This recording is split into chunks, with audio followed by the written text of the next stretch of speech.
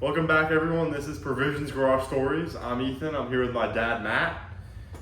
Today, we're going to talk about the differences and similarities of an old M3 and a new M3. So, just a little bit of background. This is my E36 M3 5-speed. You have owned a G80 M3 for almost 3 years. Yeah, 3 years. I bought it new. We talked about another episode, our first episode on the channel. It was a frozen gray G80 2023, brand new, rear-wheel drive. I didn't get the X-Drive. Didn't get the X-Drive. Yeah, which I think is going to be better for the comparison. The X-Drive, it's different. It was an auto, correct? Yep, it was the competition. So it had the torque converter, automatic, 7-speed. And 8-speed. Yeah. 8-speed. So yeah, great car. Great, it really is. Yeah. Super, definitely a lot bigger than the C36. Yeah. And but heavy car. Heavy. Almost 4,000 pounds. So it definitely ate through tires. Yeah. So we can start that. That's a great starting point. Is the weight difference. So the curb weight of this car is 3,200 pounds on the dot. 3,200 pounds. The G80 was probably high 38s, right? 38. The rear-wheel drive is a little bit lighter than the X-Drive. Mm-hmm. Yeah, close to 3,900 pounds. So pretty heavy. Yeah. But we did track the car. We did several track days with it, several rallies with it. So I did get a lot of good experiences on the car.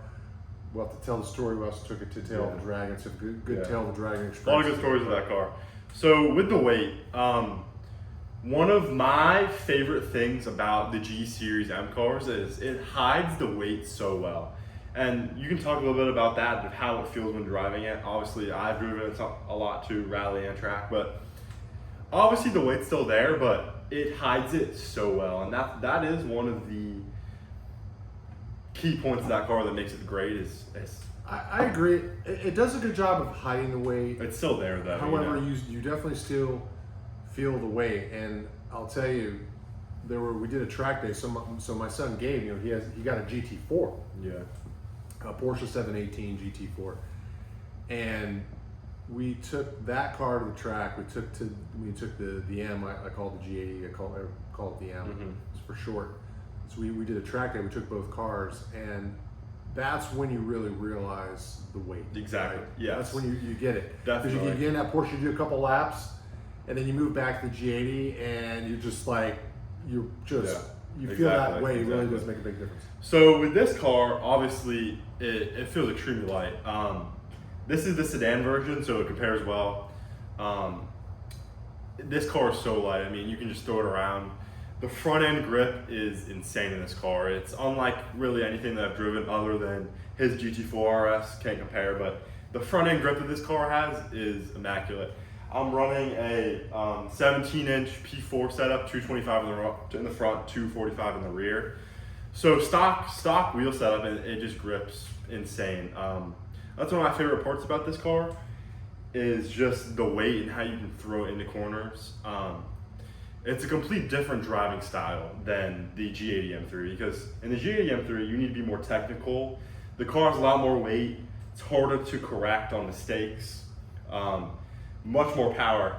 Let's talk about that. The power difference. Obviously. Yeah, the power difference is really something, and when you're on track, in particular, you get on it, it goes. Now the thing about the steering is precise.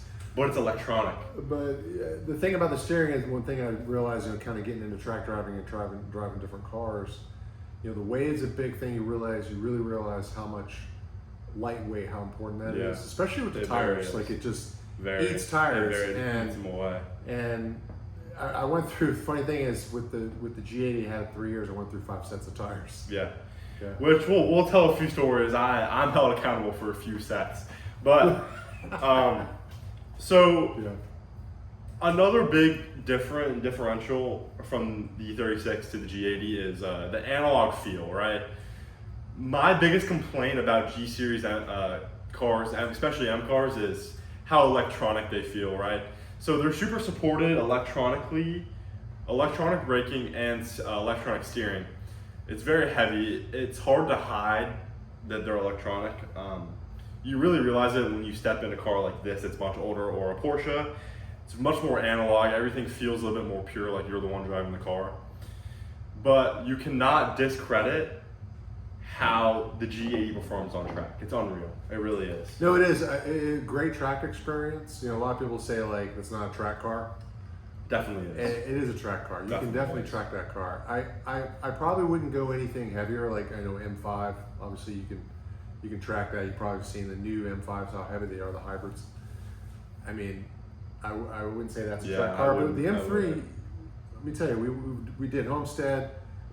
We did the Firm. We did the Firm. We took it over Circuit, Florida. We took it to the Enclave here in Tampa. And we did several track days with it. I mean, it's a very capable car on the track. It does really great. Lots of fun to drive on the track. Now, I personally don't mind the technology. I enjoy it. Yeah. Because the thing about which is where we're a little bit more different. You like the comfort and all the comfort features. Me, I just need a steering wheel and a freaking chassis, and for me to drive. But I will tell you, like the heads-up display, like yeah. So like especially there's a track mode setting, you get the heads-up display. It's really nice, that heads-up display, especially when you're on track, because it's hard to look at a gauge cluster to know kind of what's going on. Like for instance, we drive this car or one of the other more analog cars on the track. I'll ask the question, how fast were you in straight? I'm like, I have no idea. Yeah, no idea. You can't even look down. They're crazy fast. They are. But with the G80 with the heads up, I mean. Yeah, so honestly, I know this video's about comparing, this M3 to his M3, but honestly, what I think that this car is the father to the G87 M2. And I'll make a few videos about that. I've owned 3 M2s in my lifetime. I feel like this is the father to that car, just with how it feels, how the front end grip is more heavier. I think BMW has really gifted away from the analog pure driving feel in the M3. I think it's a perfect daily driver, occasional track car, but if you want a car to rip around town and take to the track, I think that the G87 M2 is a better car for that, and compares more to these older M3s, the more analog style. So, you have anything else to add? Yeah, I think one thing I maybe defer a little bit on what he just said, like the G87 M2 compared to the G80 M3, you're not getting a big difference in the weight between those two cars, which is interesting, right? They're very, very similar cars. The G87 M2 with that shorter wheelbase, I know it's got a little different feel and experience on the track. Because we had one for a while. It was Ethan's car. We took it to Homestead. Did great at Homestead. He had a manual, and so we brought the G80 M3 there. We had a G87 manual. Yeah. And super fun to drive a manual on the track. Compare that to the competition torque converter automatic on the track. But I will say that for the current generation, the G series generation, I still like the M3 compared to. I mean, a lot of people say M4. Basically the same car. You get 4 doors, right? Yeah. And you get that just the daily ability, but then also the versatility. I would agree with that. I think G80 M3 is the way to go. I think G82 doesn't make a whole lot of sense. That's just my personal opinion. As a final topic, what is more worth it in 2025 for value for car? So I'm gonna give my opinion and we'll let him speak. I think that you cannot beat the value of this car for a pure driving aspect. If you want a car that's pure driving, like you're connected with the car, I think that this has more value in that sense than the newer ones. If you're talking daily, having your car as a daily driver, in my opinion, the G80 M3 is the best car to ever do it. For just all around, you can have that one car, you can take to the track, you can take the family out to dinner. I used to joke with them all the time, we'd take that car to the track and then all 4 of us would hop in there and go get dinner. So if you have anything else to add, that's how I feel about it. I think when you start thinking about having fun with your car and getting cars that you can enjoy, rallies, track days, cars and coffee, it's good to think about what you want to use the car for, and like you said, with the G80 M3, it does everything. Right? It literally does everything. So if you're just going to get one car, you can get that car and it's going to do everything you ask of it Yeah. at a fairly reasonable Reasonable price, reasonable-ish price. Reasonable. So Yeah. you get a lot of car for your money. I think. Yeah. Alrighty, guys. Well, that is Provisions Garage Stories. Thanks for watching. Don't forget to like and subscribe. Thank you, guys. Thank you.